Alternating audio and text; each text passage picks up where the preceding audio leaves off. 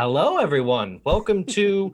We're not live on Twitch as we typically are. We're actually recording this for YouTube, that platform that gets neglected. But we still we have some followers and some haters. I have haters. You do have haters, I have yes. haters.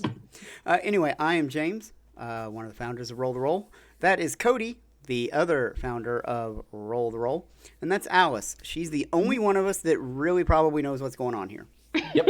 She has notes and stuff. All the work. She's the only That's one great. with the physical copy of Yeah. what we're going to be talking about tonight, which of course is the Bestiary 2 from Paizo, the Pathfinder 2nd edition, essentially their monster manual, correct? So, Whoa, we don't use that word.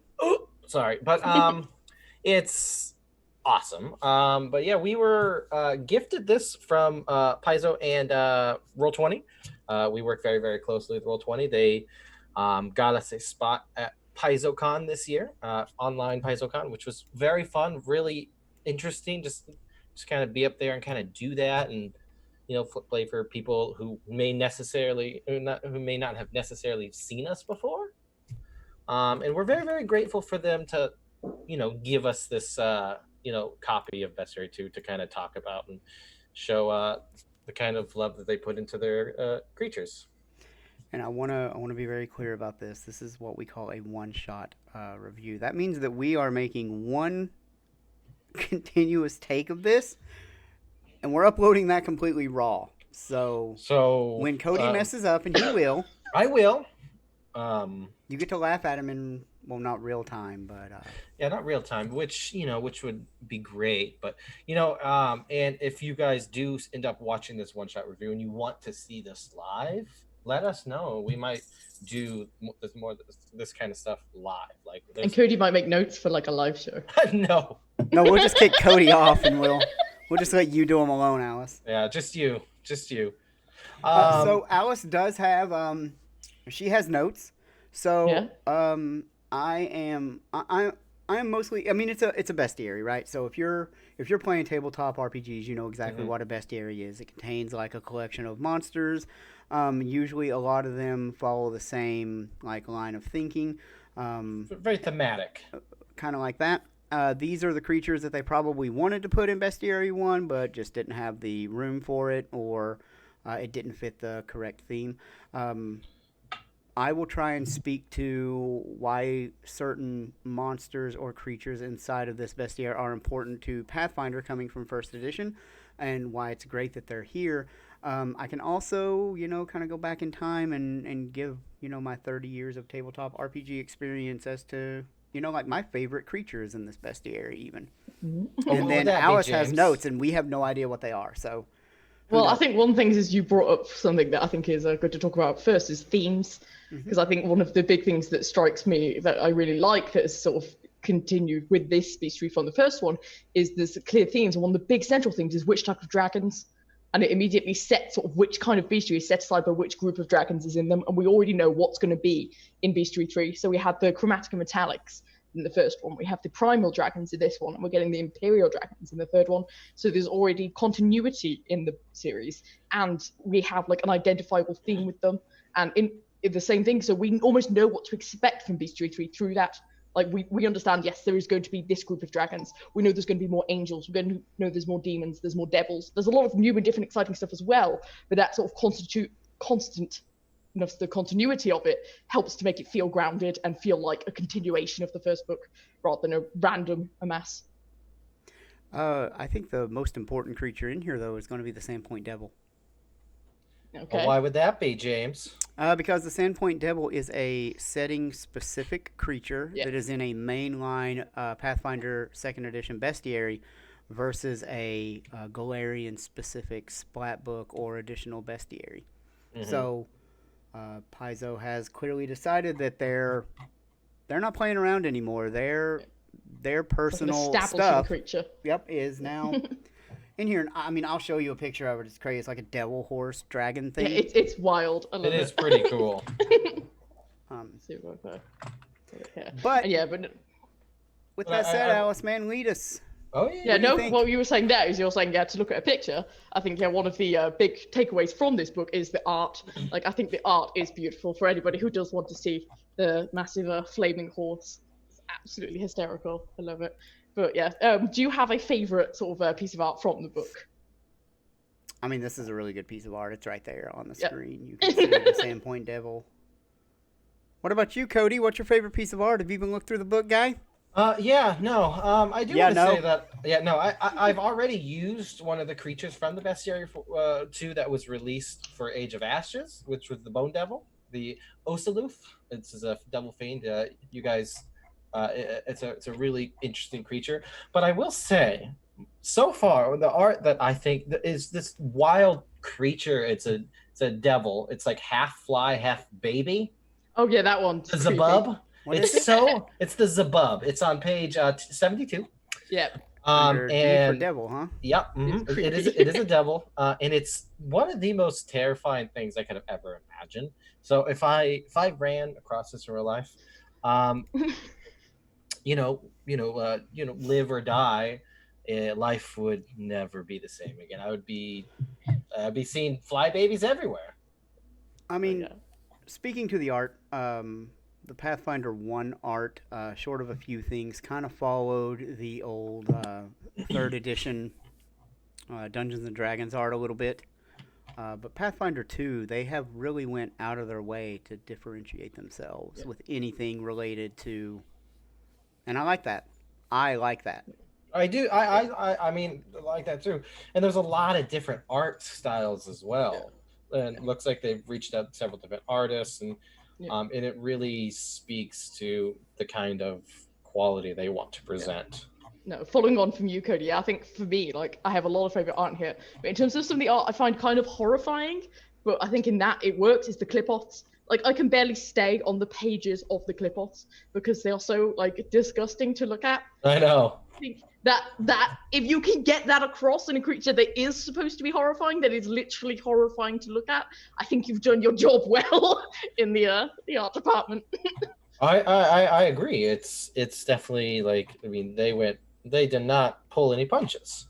No, it's not like, oh yeah, here's like the evil dragon. It's like, it's a dragon. It's like functioning in game, you can imagine how it is scary, but looking at it a lot of time, it's just pretty, and you're just like, oh yeah, cool dragon. Whereas yeah, some of these are literally horrifying to look at, which I think an overabundance of that can be a problem. But for things like clip-offs, which are supposed to be this absolutely horrifying creature, it is very evocative of what they're supposed to be, and I think that's another thing that runs through in the art, is that it's very reflective of it. Like, I think one of my favorite pieces is the Marot, who's one of the Eons, and I think she looks like a broken statue, but she's still like very clearly not defeated, an incredibly powerful creature, and it immediately grasps the idea of the paradox of the Eons, which is, yeah, I think is fantastic.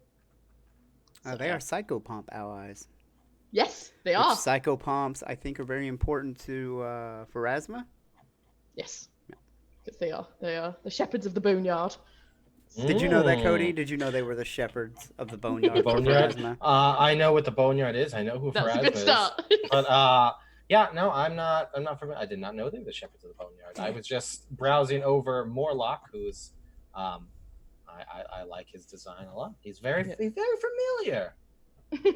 But then going on with things like the Marot as well, and looking at some of the other creatures, I think what strikes me, if we are allowed to mention another book in comparison to, for instance, the 5e Monster Manual, I think what's very interesting is the treatment of female monsters.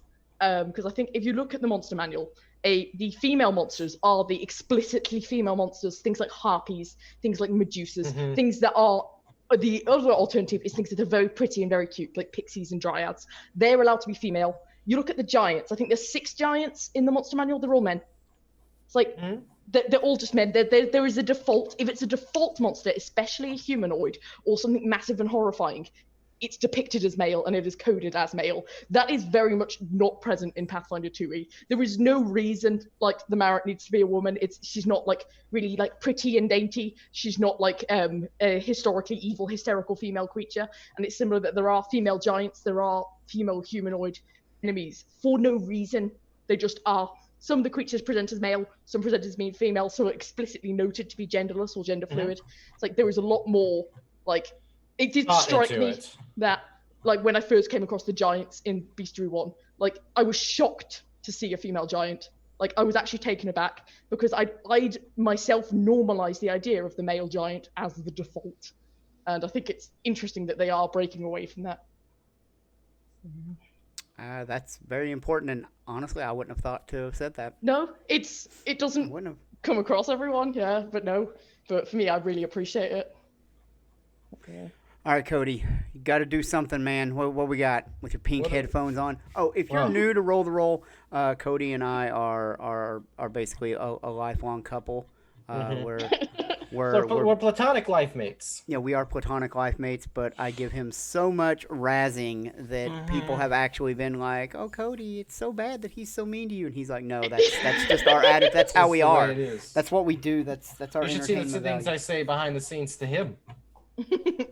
We can't repeat those on YouTube. We can't. We cannot repeat those. YouTube would even they wouldn't just demonetize us. They would just keep us off of the platform. Which is But my favorite You just get entry shut down. has to be the bear. the classic bear. Why It's weird bear? that the bear actually had to wait until the poor Bestiary 2 to be made a creature. There were bears in the first one. I mean, The bear is a group, and this adds more bears to the group. Oh. The first Bestiary does have bears in. The bear is a bear group, and it sorts things by groups. In this one, it adds, I believe, the cave bear and the polar bear, or is it the brown bear and the polar bear? So it just adds more bears. I guess it was cave bear, grizzly bear, brown bear maybe in the Bestiary. Yeah, in the first Bestiary, there was definitely like the grizzly and stuff. So yeah. Mechanically, this Bestiary continues to build on what the first Bestiary did, which is the traits Black bear and polar bear in this one. that connect everything to everything else. Yep. Oh, pretty dolphin there. You have the creature traits. The dolphin is rarities. adorable. I love that. It dolphin. is. It's just like a little. It's like a little Willy from Free Willy. Yeah, and I like having stuff like the dolphin that it explicitly notes on the dolphin page. Like, this probably isn't something in a good campaign your creatures are going to be fighting. The stat block is there to be an ally, and I like having that as well. Like, I'm more drawn to the creatures that are good in the Bestiary by default. Like, I think the enemies are very interesting. It's nice that they're not just like, this is just the evil. Like, it's not a monster manual. It's not just about who you fight. It's also about who you might ally with. Yeah, it's about beasts and monsters Yeah, alike. it's about the creatures of the world, but you're not going to fight them all. Sometimes they're going to be your allies, and if they are, here's their stat block for that as well. So I like that it notes that in the book. We even have entries that are based on like real world things that Americans know about, and don't have to go into like old English folklore or old European folklore. Like an to understand. octopus. No, like we have the chupacabra here, which Oh, we is do have the chupacabra. which is definitely very Mexican or southern statey kind of thing. And his design is really interesting. It's almost reptilian. In terms of Old English, obviously Grendel is a very famous Old English Which creature one? from Grendel. It's what the one of the biggest unique creature in this one. It's a level 19 creature called Grendel. It's based on the story of Beowulf, which is No, the literally Jabberwocky Old is in English. this. The Jabberwocky is in this. It's not unique. It's not a unique. But there's also from Aztec folklore, Quetzalcoatl. Yes, there's the Quetzalcoatl. So yeah, they draw from a lot of different things. Which is really nice. I really like a lot of the designs they chose for these very recognizable folklore creatures. Yeah. In terms of drawing from folklore and drawing from mythology, I think that draws me to what my favorite entry is in this bestiary, which is the Norn. I was a complete I adored Greek mythology as a child. I absolutely love it, and having like an integration of the three fates, I think is fantastic. And for me, like one of my issues with the first bestiary and with many bestiaries and treatments of monsters in a lot of RPGs, I cannot stand the inclusion of hags. Like when I'm talking about the treatment of women, hags is down the bottom. And not only that, they fall on a lot of anti-Semitic stereotypes for hags. They steal children and they use them in rituals, and they are based on anti-Semitic tropes in Europe. And so I do not have hags in any of my games. Whereas I think Norns are fantastic in that they fit the role that I think Pathfinder wants for hags, as sort of these sort of coven-like, sort of witch-like women, without all the like horrific anti-Semitic baggage. Because obviously in ancient Greece, they barely knew who Jewish people were. There wasn't the exodus from Judea at that time, so there's not the anti-Semitic tropes that come with that. So I think Norns are a fantastic sort of variation that we can have on hags, and I also think they're just an absolutely brilliant design, and the fact that they also bring us a new religion with shears as their weapon, which I think is hysterical, and I love it. Get it, Alice? Look at you. Right. I mean, that's the kind of stuff where, like, connections that are very personal, very. And I would like to think people at Paizo kind of thought. Some people at Paizo thought about this kind of stuff. Yeah. I mean, folklorish monsters come from somewhere. They all have their legends rooted in something, whether it's really, really good or just stories that were made up to scare children. But I never really thought about hags in that way. Yeah. No, I think it is, like you're saying, a lot of things do come from, and I think some things can be changed. It's like typically a lot of goblin imagery does come from anti-Semitic roots, but the goblins in Pathfinder don't rely on those things. Like the goblins in this aren't like greedy, like money-grubbing creatures. They're these strange green guys who love fire. Like there is nothing about them that falls on those tropes, so I have no issue with the goblins. Whereas, like, I think the hags are still far too close, whereas I think the Norns are fantastic, and I love the whole thing where they can like cut your thread as one of their actions and stuff. Like, oh, I love it. I really love like some of the actions of the creatures, like we mentioned the Jabberwocky, the fact that they use like the sort of poetic terms in its stat block. If we bring up the Jabberwock. There he is, where the on earth is Jabberwock. J in the alphabet? There we go. So like you'll notice it has like its reaction is called claws that catch, and it has one of its abilities called jaws that bite. It's the things from like the poems of the Jabberwock, claws that catch and jaws that bite. It's very evocative, and I absolutely love that they include that even in the stat blocks of the creature, evokes the lore of the creature. That's look at that right now. It's pretty awesome. So, like, man, she's way more prepared than me. I was going to talk about how you can finally mostly convert all of Rise of the Rune Lords and Kingmaker to second edition Pathfinder with certain entries. The Jabberwock, while we're there, is obviously very big in Kingmaker. The Yeth Hounds are finally here for the first book of Rise of the Rune Lords. I believe there's Dwemer Cat, which I think first appeared in Kingmaker.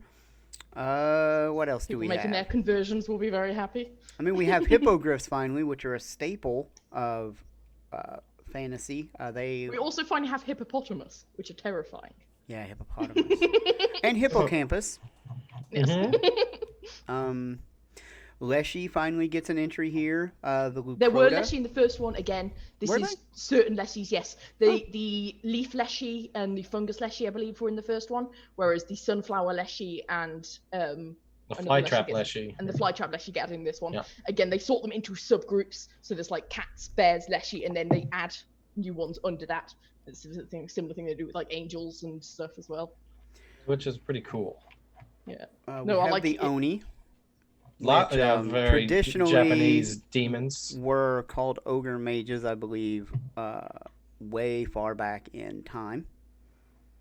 But these are a little more, as Alice has let us know, more faithful to the original concept. Yeah. They're definitely more rooted in bringing forth Japanese folklore into because what they are. There's also Kelpies in here, which I believe may also be of Japanese origin. Kelpies are Scottish, aren't they? Oh, Scottish, yes. They're the horse ones. Yeah. No, I'm thinking of Scotland, Japan. No. What am I thinking of? Like the turtle guys. Oh, I'm not sure. The Teenage Mutant Ninja Turtles? Yep, those guys. Exactly. They are not in here. It's a turtle somewhere, right? You're thinking of turtles? And turtles. There's no turtles in this. No. But and there are also no penguins. I'm sorry, Charlotte. Yeah, no penguins. We need penguins, Paizo. We need penguins. I was thinking of the Kappa. Oh, okay. Oh, there we go. I know that for Kingmaker, there's also Tatzelworm appears here for the first time. Yes. Trollhound is here for the first time. It's almost like there's a Kingmaker AP coming remake next. coming out sometime soon. Yeah. Maybe. So you Spriggan. I think they first appeared in Kingmaker as well.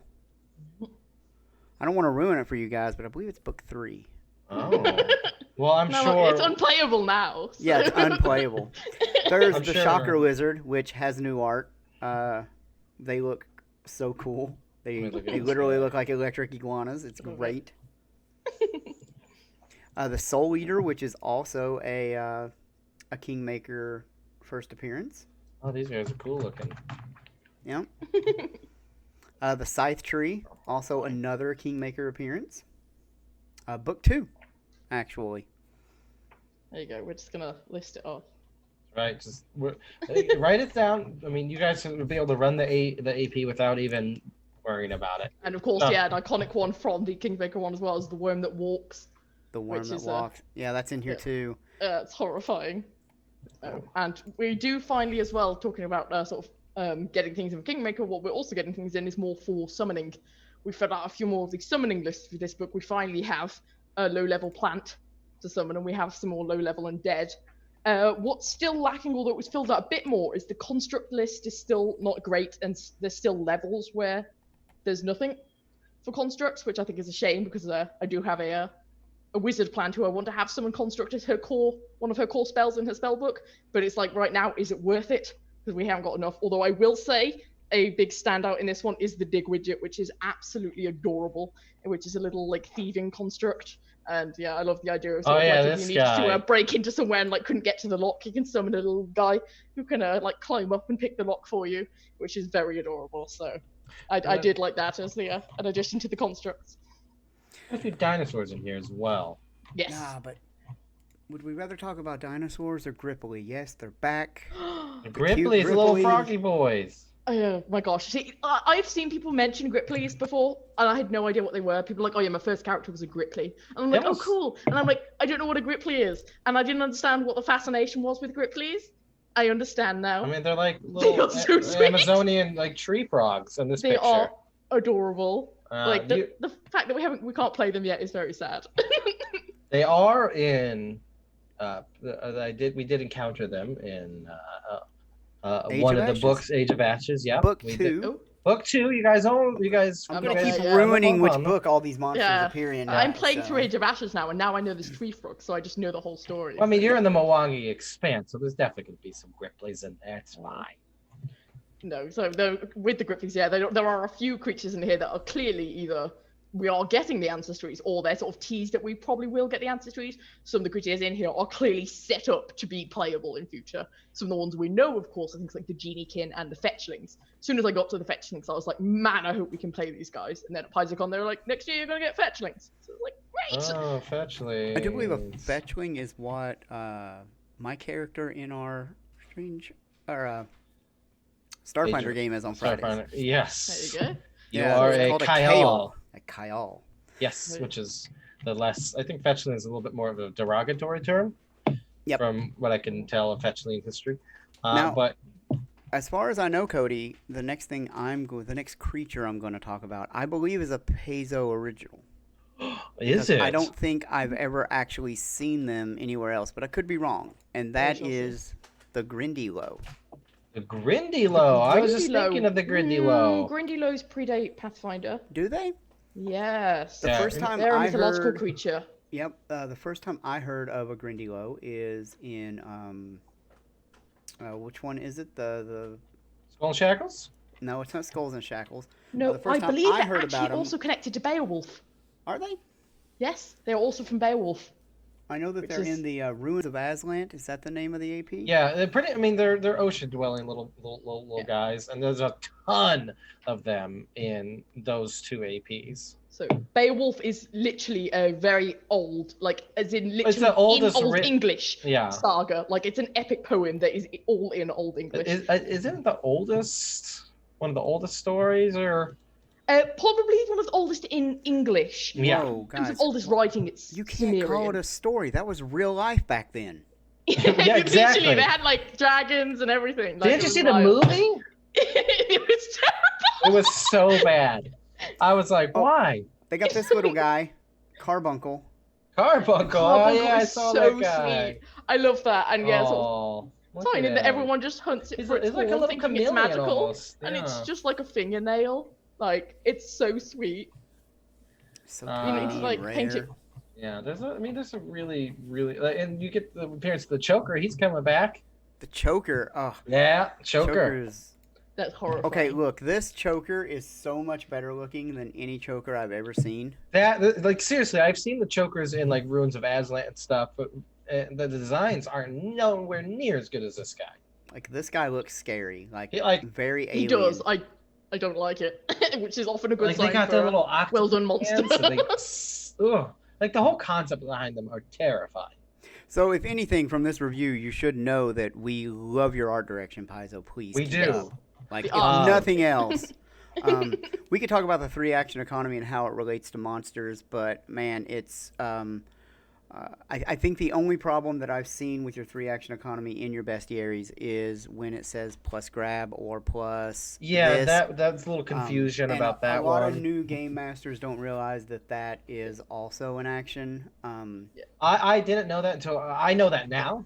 Yeah. But it's Yeah, just, someone pointed it out to him. somebody in this. No, I think there's video. definitely some things where, like, I think the Bestiary is almost a little harsher on the GM than things like the core rule card, where it does assume you know certain things. Yep. And I know that does cause some confusion amongst people. I've had to talk to a couple of people who've been like I was talking to a group who kept dying in Extinction Curse, and I was like, oh yeah, it's pretty tough. They were dying to the worms, and I was like, how are you dying to the worms? And it's because their GM was completely misreading the stat block. And I think that's a common problem, is that people are misunderstand, like I think with the way spells and stuff are written, people don't always realize that no, you can only cast that once. Yep. They're just like but it's an innate spell. It's like that doesn't mean they can keep casting it. So I think there could be more clarity on that. So before I go into my favorite creature of all time, Oh boy. does anybody else have a creature they want to cover? I do like the gremlin. The Gremlin. I like him. He's got weird, like the little hammer, and he's got just such an interesting design. When I think of gremlin, I don't think of this guy. Well, He's like almost there's a insectoid. lot of gremlins. Do mites not count as gremlins as well too now? Is it the only gremlin? No, they've got the. Right no, I mean, now, the we have Nub-Nub. 2 gremlins right now. Now this is the Vexit and Vexgit. Vexgit and the Nuglub. Yeah. Nuglub. It's But But the pretty horrifying. gremlins from the movies Gremlins actually are represented. Are they in the first bestiary? They were in Pathfinder 1. I don't believe they're in this one I yet. don't think they're in Pathfinder 2 yet, but they're coming, guys. I Great. know they're coming, and you're going to love them. We want the Mogwai. That's what we needed. We need a little gizmo. I mean, we got elephants. We got more We do. drakes. Mm-hmm. Got a gigantic dragonfly. I guess, speaking of dragonfly, we might want to talk about primal dragons. Oh, they're very featured love in them. here. The magma dragon looks gorgeous, and like as soon as I got to the crystal dragon, I was like, I need to have this in my campaign. There was I going to really be a like crystal the dragon in my brine. campaign. I like the brine dragon. Yes. No, it's really cool because I am very used to just the core metallic and chromatic dragons, so I really like having quite a different array of dragons. Cloud dragons look pretty badass though. But they all look really good. 'Cause, I mean, yeah, they're dragons. And I love the whole thing that the umbral dragons are evil, but they also are accidentally helpful in a lot of ways because they eat undead. So some people actually like having them around because they like devour all the undead, Mhm. but then they will also like kill you and resurrect you just to eat you. So it's kind of like. Yeah, you know, How is the actual book? Is it put together well, Alice? Yes, The show? I was very happy to have it. I think, yeah, I think the biggest issue I have is some of the darker, like, faded in creatures don't print well. Like, one of my favorite pieces of art from thing was the wood giant, but I don't know if you can see here, but you can't see a lot of Oh yeah, he detail doesn't print in here. very It doesn't, well, yeah. like, there's a couple of art that sort of prints without a lot of the detail, especially in the dark art. Whereas if you look at some of the, like, if you look at the frostworm, that's printed fantastically and looks gorgeous. But I think when they use a lot of dark colors in the art, it ends up getting like blocked out a bit, which I think is a shame. But on the whole, I absolutely love having the physical copy, and it's a lot easier to flick through than the PDF, of course. Yeah, the PDFs are nice to have. Yes, it's great to have when you don't have the book, but I would always much rather have the book. But that's just Yeah. I'm going to go ahead and plug Roll20 here. I played predominantly on Roll20, and man, just having all the tokens ready to pull out and go is really nice. With that said, Roll20, fix alchemical golems. Yes, because yeah, well, no, they don't. The sheet doesn't load. Yeah, it doesn't load when you. It doesn't load. So, and like, there's quite a few alchemical golem battles in Age of Ashes Book 3, and we're like, we need those. Now he's ruining APs for you, fellows, friends. Yeah, man, because alchemical golems are awesome. And golems in and of themselves are awesome. They're interesting. So yeah.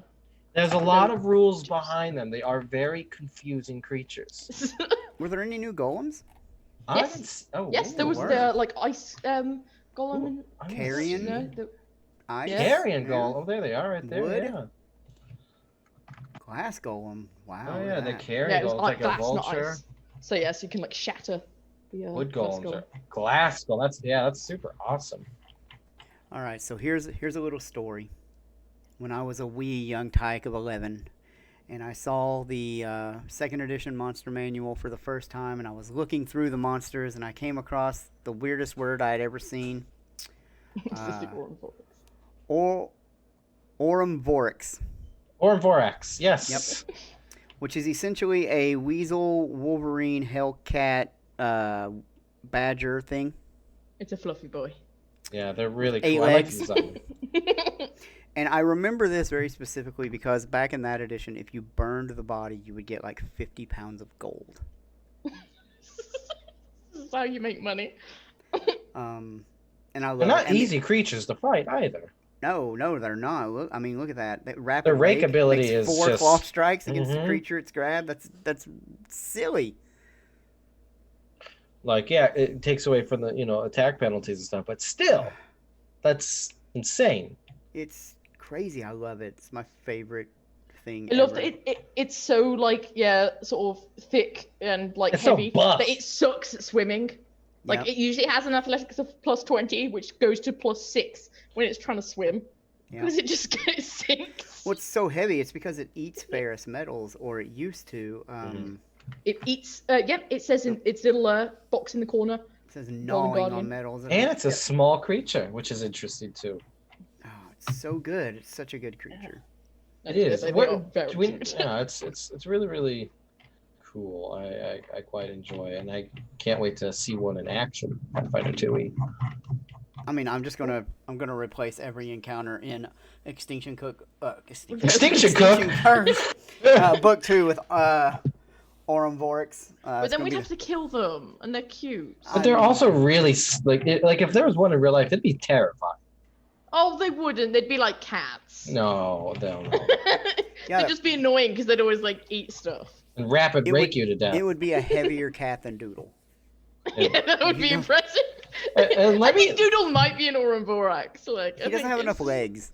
Yeah, he cut off the legs. That's why he ate his own legs. He ate his own legs. Now we're just making fun of my poor fat kitty guy. We are. Look, I'm sorry. I want to draw you guys to the artwork of the giant badger. The what? The giant badger. This is the scariest thing in the world.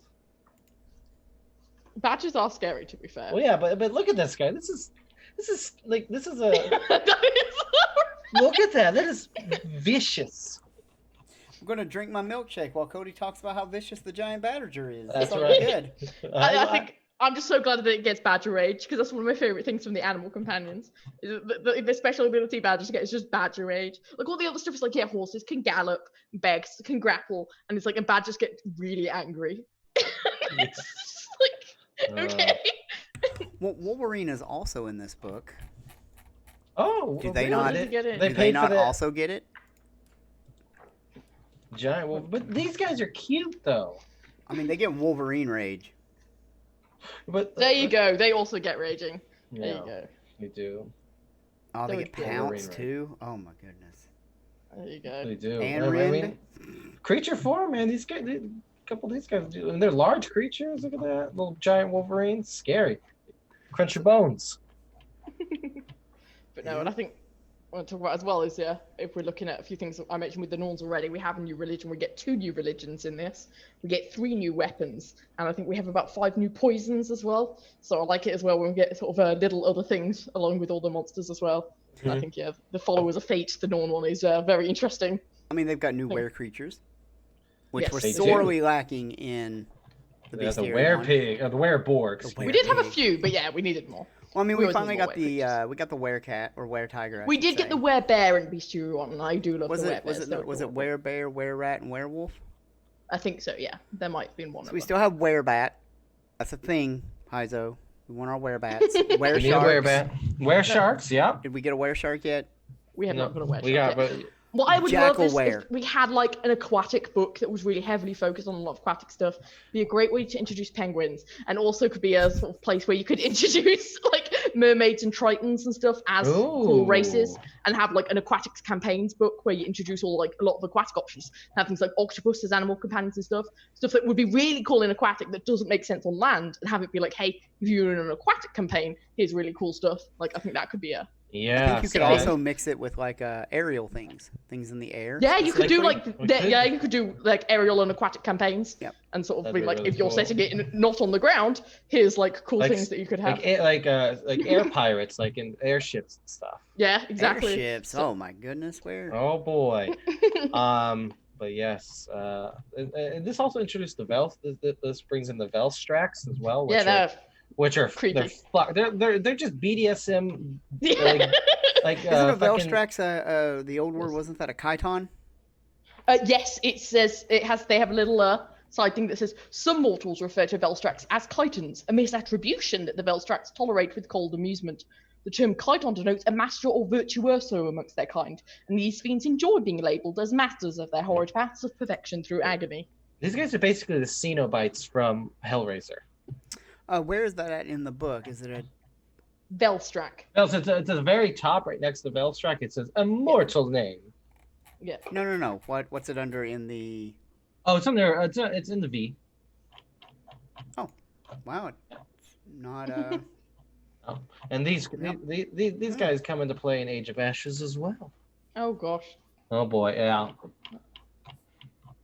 Yeah, I mean they're really they're just so fucked up, man. Wow. Okay, man. You heard it here first, guys. Paizo created there are far too many like spider creatures in this book. There are quite a few. We don't need any more spider creatures. Just like.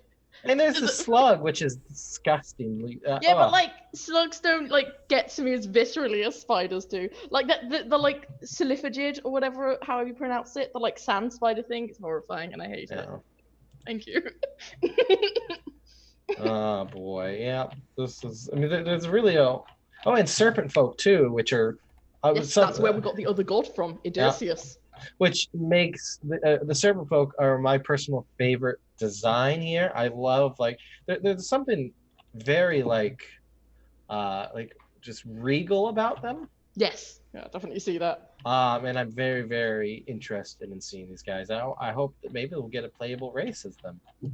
Yeah, that could be good. Yeah. That could be awesome, Paizo. They are an intelligent, sapient humanoids. They are. I think there's always a potential whenever you have a race sapient humanoids. It just makes sense. By sapient, I mean, they're able to reason. Yes. Because when you have something that's like a hive mind, it's like we're getting into like all the discussions at the moment that we do have about TTRPGs.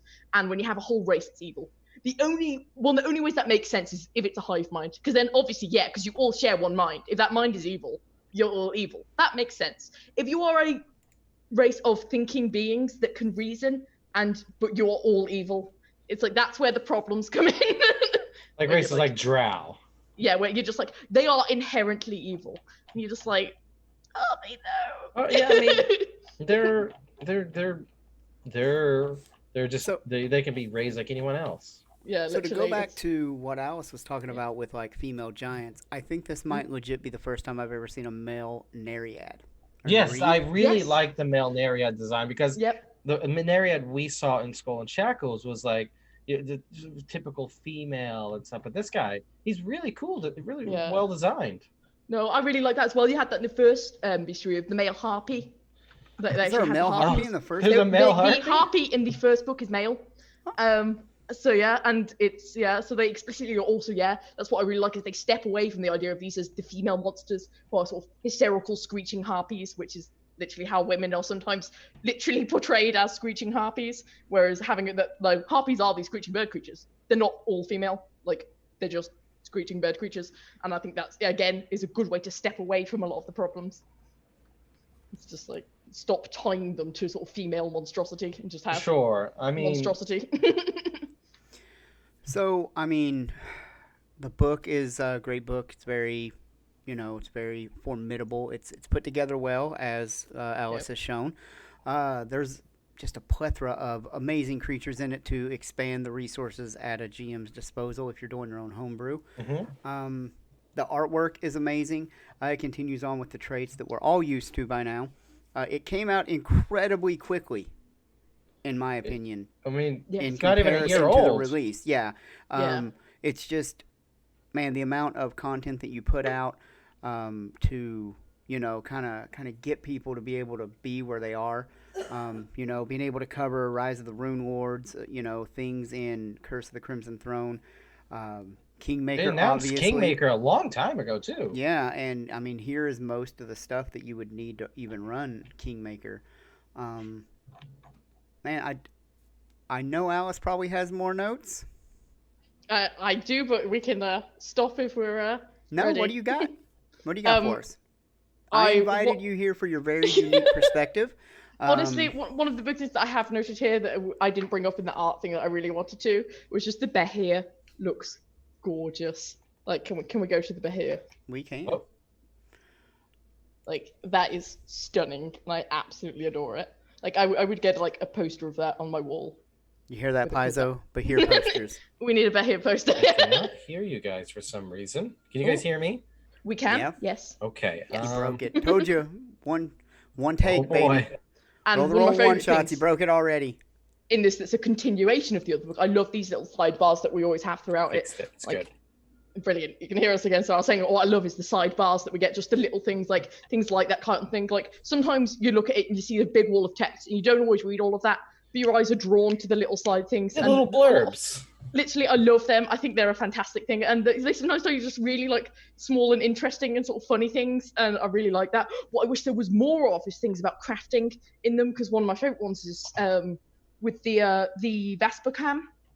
Who is an underwater creature, and it's got stuff about how you can. Her shell is like really like desired for making like magical armor, and how if you're able to like remove a curse from it, you can make magical armor out of it. I wish there was more in here about like what you could make from certain creatures and like ways to integrate that with the crafting system. I think would be really cool. And it's like it's a really rare thing. If you defeat this creature, it helps you with making this magic item. Like I think that would be a cool thing to integrate more. Yeah, like when you burn the Aurum Vorax and you Exactly, get 50 you get pounds 50 of gold gold. and all of its teeth and claws are gold and Yeah, exactly.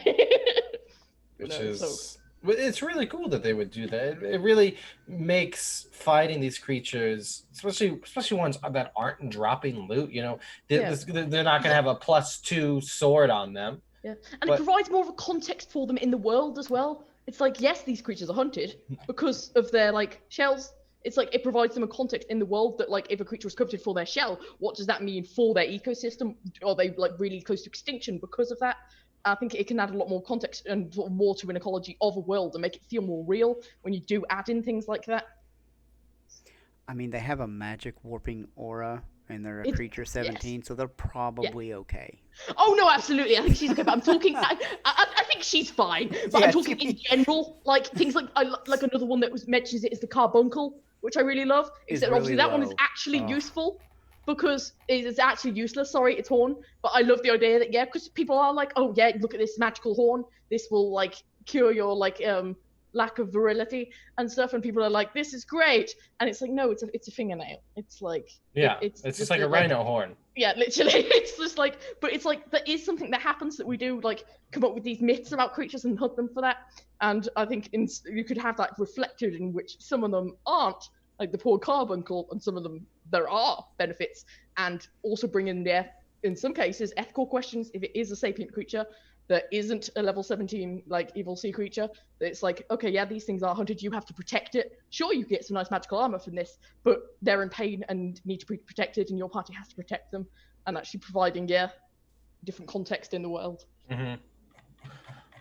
If you're wondering, yes, Alice is a game master, and she does run amazing games. I know you're thinking that. You're like, wow, these other two, look at Alice go. Funny enough, we're the only ones that we're the ones who run the games on Roll the World. She doesn't, which maybe we gotta change that someday. She runs my game that I run. She's really in charge of it. I've got the rules. You should run something for us sometime. I might well do. I'd have to have the time though, because running things does take more energy, and I am running a home game right now, which is full homebrew, which does take a lot of my time. So I'd have to see when would be good. There's a 3-part dungeon AP coming.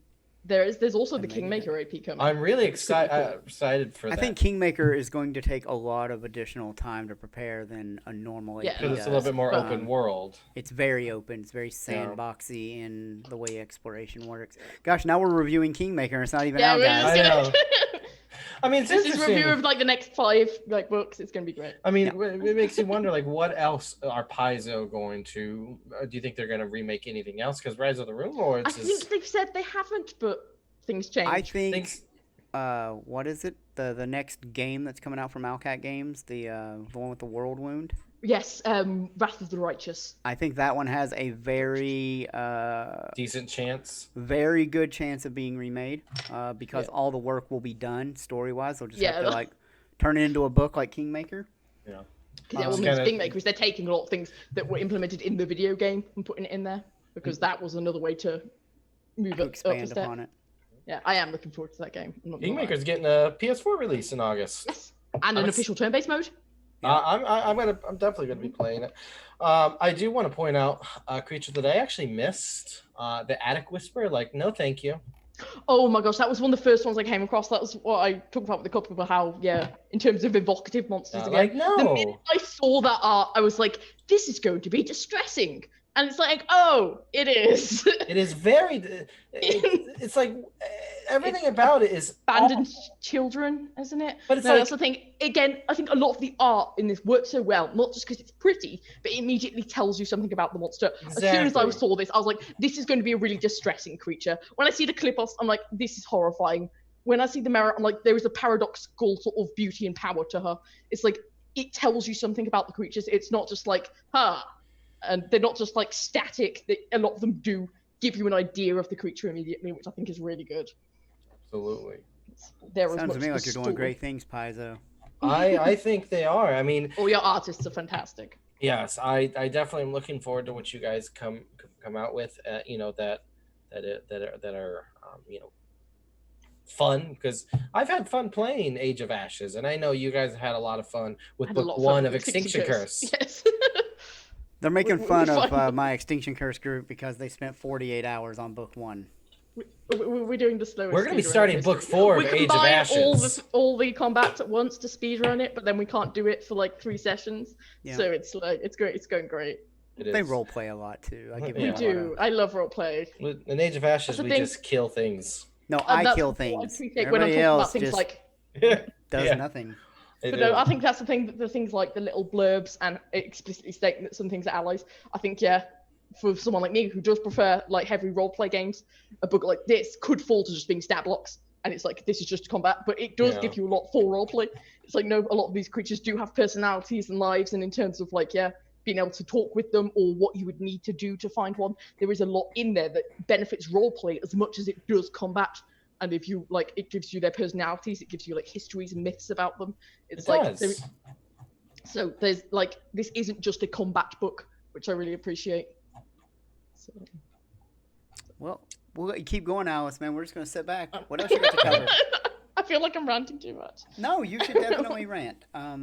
I've seen a lot of reviews for a lot of things, and I would actually listen to your reviews. I would watch it. Yeah, absolutely. You've been, mostly James and I have just been like, yeah, cool. We'll just. No, what's really good is you provide the history, because obviously I've only been playing tabletop RPGs for like about 5 years probably. and I've basically only played 5e and this, and I'm aware of the other systems, and I've played a lot of online RPGs. But in terms of like the history of like I wasn't around for like I mean, the early days. James has been playing since like 1984 or something. 89. I think it was sir. 1894. I think we 1894. Yes, Yeah. I was playing this almost 100 years before it was created. Yeah, it was, you really got in there early. J.R.R. Tolkien and I were really good friends. Yeah. He told you all about like the halflings. Yeah, Definitely not the hobbits. It's Yeah, like... it's. He was like, I didn't I've got really that want to word. use. Yeah, halflings was just bad back then. It's. No, I so mean, think, I was around for the tabletop RPG heyday of the '90s when Dungeons and Dragons obviously started going downhill to the rise of more role play heavy games, modern things like Vampire the Masquerade. Exactly, which is when women, funnily enough, became a prominent fixture in tabletop role playing. Was in the '90s, so. You know, and now we've got Alice, who's a more general thing, and obviously depends on women. But I think a lot of time we do often prefer more roleplay than just combat-heavy games, and I think that does obviously vary. That's a generalization, but I would say in general, what I have observed is that women tend to prefer games with some roleplay because I think we almost are taught to talk more about things than fight about things. So I think that's fair to say. So, anything else, Alice? I told you I would give you a soapbox to stand on. Are you sure? I think I've said my piece. Well, on that note, Roll the Roll would definitely suggest you pick up the Bestiary too if you're even casually like serious about the game. You know, even if you're one of those people that just buys the APs, plays them straight from there, and you know tries to do the rules from the official archives of Nethys, for example. You just really you can't beat having a Bestiary in your hand because at any point you can just open a book, flip a few pages to find a level equivalent or appropriate encounter and go with it. And as Alice has plainly let us all know, there is more fluff here than you would expect in a Bestiary. Yeah. And there's a lot to read and like. Honestly, I still haven't read a lot of the actual. It's not just like there's a lot to read, and I'm like, that's fluff, Cody. Yeah, no, I mean, I'm just saying, like, obviously, I still haven't read. So like, yeah, I mean, like they even get a little blurb for cockroaches, like, oh, they're just, it's just like they really put a lot of thought into what goes on into this. Cockroaches. Yeah, cockroach swarm, and you get giant cockroaches, and giant cockroach is just gross. No, thank you. But I'm very, very pleased with this, and we tend to play typically APs or but I mean we are going to be doing a homebrew game here soon, ran by one of my players in Age of Ashes, John. But so we might be able to see some of these creatures from the Bestiary 2 in action. And as somebody who's running my own homebrew game at home, I definitely am going to be using some of these creatures. Like I've already said, the crystal dragon immediately. I was like, I have to have this. It's so brilliant. I mean, there's some just awesome things that I like playing the APs. I know I'm not going to see, right?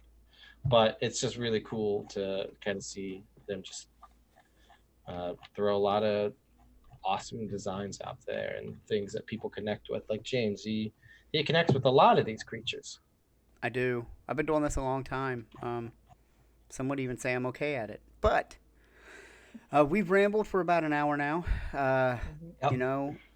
Hopefully Paizo is happy with the way we review. We're not a normal review. We're not going to go through, page by page. No. Cry about the page ripped when I flipped it.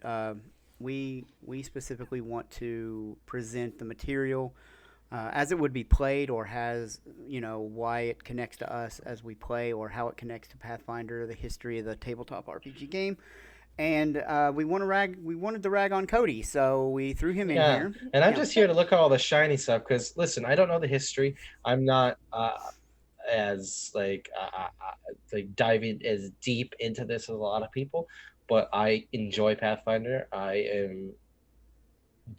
love it, and I might not know everything, but I do my best. You want to close us off, Alice? You got something wise to say? Black Lives Matter. Have a good look out on the streets. Love you all. Perfect ending. That'll do it. And with that, I think that's it from us, guys. Check us out every weekend. You'll find us